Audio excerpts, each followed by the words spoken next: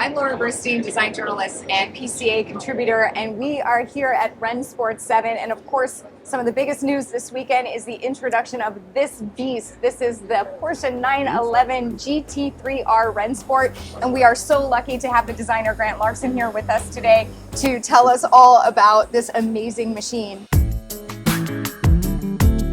Be sure to log into your YouTube account, subscribe to our channel, and turn on notifications so you don't miss a video. What is so impressive about this? So limited to 77 units at a price tag of about $1 million. I'm sure they're all spoken for. But what's really cool from a design perspective is this is not street legal, it's track only, and it's not homologated, which means the design team had almost unlimited freedom on what you guys could do. And I would love to hear some details of just based on the GT3 R. Yes. Well, the GT3 R is a car that I also worked on, and when you do a race car, you think, well, when you do a production car, there's like tons of limitations. When you think you have a race car design, you think you have a lot of freedom. It's not the case whatsoever, because you have homologation issues, you have regulations and things. You have to fulfill certain boxes, things like that, and a lot of performance things that are super important. So when you do a race car that has, of course, no, it's not street legal, and it doesn't have to be homologated for any certain class of racing. It's like feuerfrei, as they say in German. You can free for all, almost. You can almost do whatever you want within a certain degree. So that's what makes this project stand out so much, is the freedom that we had to design a race car. So we see a lot of obviously elements from the GT3 R. The hood appears to be similar and a little bit of the front end, but talk us through about some of these highlights. Yeah, well, there's a couple of parts on the cars from the base donor GT3 R, one of which is, of course, a complete cabin and doors. You know, it's basically a 911 in the front bonnet. There's a few things in the intakes here that were from the GT3 R that are super important to carry over, because you just don't want to redesign that and retest it. We thought we liked the way it looked. I mean, we just finished this for the GT3 R and it worked so well, so we thought we'd carry that over. But otherwise, everything else is completely new. One thing that I really love is the circuit board kind of appearance on top of the lights. I mean, lighting technology is just becoming so advanced. And so, of course, you see the signature quad lights that we see from Porsche Racing Heritage, but done in a very different way. This circuit board pattern is so cool. How did you guys get that accomplished? Well, we have this lighting team. They're real specialists in what they do. We have a lot of high-tech super lighting with all kinds of features for our production cars. And when you do a race car, you work under a whole different set of rules. It's all about the lighting quality. But when working with the racing department, racing department these days, they come up with some ideas and they depend upon the design studio they have this really cool idea if they could just do a few things to make it work. So that's what we did with this. So I gave this project to our super motivated production lighting people, and they just drop everything that they're doing and they jump onto this race car projects and work through the nights and stuff like that and just have a really good time with it. So that went through the whole project. There's a lot of motivation from other departments to make the best out of it. So all they did was they just did a little bit of retouch on it. It's very sichtbar Technik, as they say, all the visible technical stuff. And so it stands out by itself as just a little piece of technical sculpture. Can you walk us around the car and show us some other details? Yeah. An underlying theme with the car is that it's that the airflow of the car basically describes the form. So everywhere where air goes in, of course it comes out. But this whole intake here, it like dumps out and goes out of the front here, the gigantic radiator that you can't see over there, and the air that enters here cools off the brakes and things like that.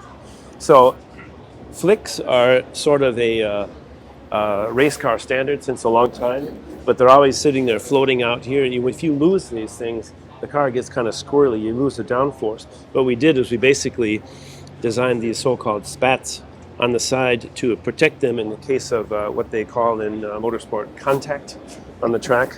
Rubbing is racing, as they say. Yeah, exactly. Yeah. So what else we got?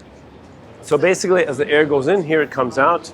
There's a big wide space here. Of course, this is where the 911 geometry stops, and the GT3 R or the race car stuff continues. There's a much wider track, so you have the possibility of dumping out a lot of air here. You can see a lot of tire not covered. A lot of times with race cars, you have to cover there's a certain limitation of how much tire tread surface can be visible, because it throws off a lot of debris, track debris, on the following cars. With this car, we didn't have to do that. We could keep it completely open. That's why I like this sort of wing look. And this wing kind of a thing it's a little bit of evolution of like the GT3 RS. They have these wings, but in a much milder way, street car kind of a way. And this one, we just pumped it up a bit. And I really like the way you integrated the cameras in here. So instead of rear view mirrors, obviously you have the cameras for visibility. And I really like the treatment that you did on these air outlets here. It's the really open look. It's almost, the whole car kind of has almost like this kind of skeleton. Skeletal. That's one of my favorite words. Yeah. But anyway, since we had this shape here, we thought we'd put it to use. It was, I think it was from the outset, we said that we'd do no mirrors. That was for the technical people, which are standing over there. We'll have no mirrors, and we'll use this little surface here to put a camera in. And it's aerodynamically much better, and you have these little screens on the inside. If you want to look backwards, you can look at those little screens. Usually, look forwards. Well, like Raul Julia says, what's behind me is not important, but I guess sometimes it is. Exactly. So this, of course, we're still talking about 992. Geometry, and due to the width of the car, you end up with, most race cars have this anyway. It's a super wide sill. This lower surface here is extremely important as far as the aerodynamics goes, because that closes off, walls off the airflow from underneath. The air intake, we wanted a big shovel here, basically trying to capture the air. Sometimes it's a little bit dirty air coming off of there, but that's just the way it is. That's why we have a screen here. And this is one real small thing. Talk about it later. Is like there wasn't much engineers breathing over my shoulder telling me what to do, with the exception of the aerodynamics. And there's a lot of ideas that came from the aerodynamics that were critical, but we always found a good agreement, not compromises, but agreements in a positive sense. And came up with ideas like this. It was all CFD tested, and we just kept modifying stuff and changing it digitally until we got it just where we wanted it to. So these really nice wide rear fenders here, the track of the car is so much bigger than the 992 and GT3. Yeah, so basically the theme that you got in the front, the air coming in is closed off in front, air going through, it's the same thing here, closed off here, with the exception of that's for the engine. Air comes by here, and all the air that develops in here, that blocks in there, is exited through the back. So it's very, very open there. So it's the same basically theme from the front going to the rear. And while we're here, tell me a little bit about the wheel design. This is a really cool look. The wheel, we had a little bit of freedom. They said, we'll do a new wheel. So I thought, okay, let's find time for that. Didn't have much time. But that was a case where the restrictions and the the stiffness or the physics of the wheel are extremely limited.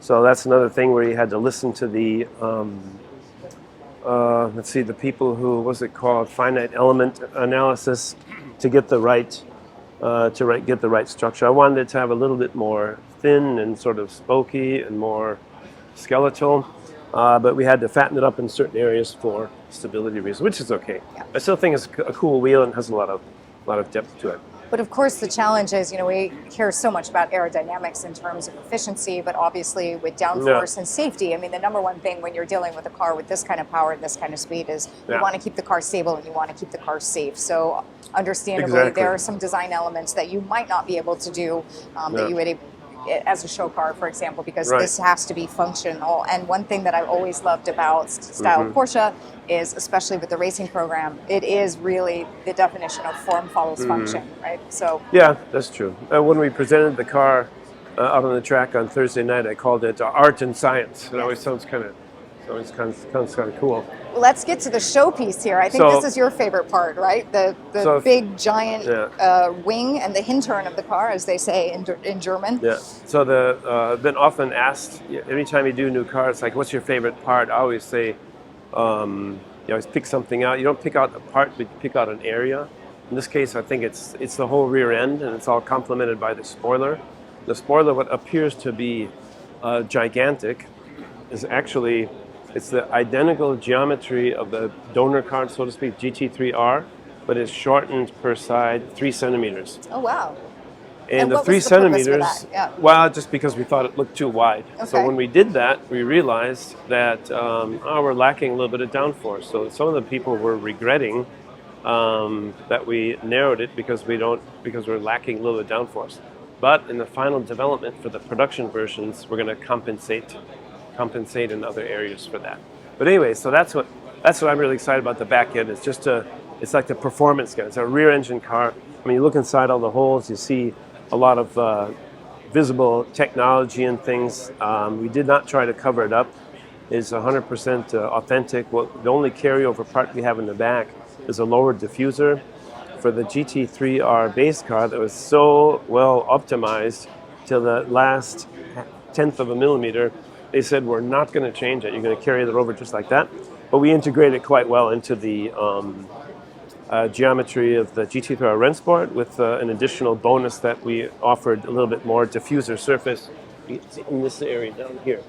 So complementing the whole thing is, of course, our light band. Porsche 911s always have this light band these days. This is kind of like a nod to the future, what we might want to do with the next generation 911. From the outset, the rear spoiler, it was decided or wished that it would be like a double spoiler, what they call it, doppelspoiler. And so it had to have 2 surfaces. So of course we got this effective surface and this one just held together. Normally they're just held together by a side plate, like all the other race cars, just a side plate. And what we want to do is we connect it together to get more of a longer effective surface here. And that's how we develop the sort of like this style of a stingray whale tail. A little bit of a nod to the mid-late 70s 935s. It's somewhat intentional, but interpreted in a different way. Not retro, but just sort of new. So, but in doing that, we found out that we had a little bit of problems. A lot of spoilers these days are connected to the body in white through struts here, and then they just go like that. It's like a T-shape. We realized that under certain load conditions, this is like super stiff. But when you get a lot of downforce on it, I forgot how many kilograms it was, it actually bends down quite a bit, and it's not going to break or anything like that, but it loses this effectiveness.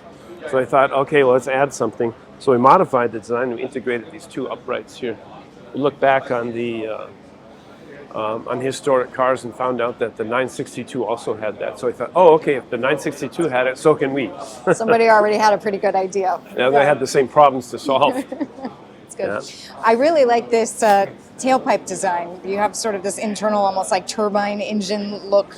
Well, the funny thing about the exhaust pipe is that as they get down there and explain it, I mean, the exhaust, that's a little hand warmer right now. So it's a 100% carryover exhaust system.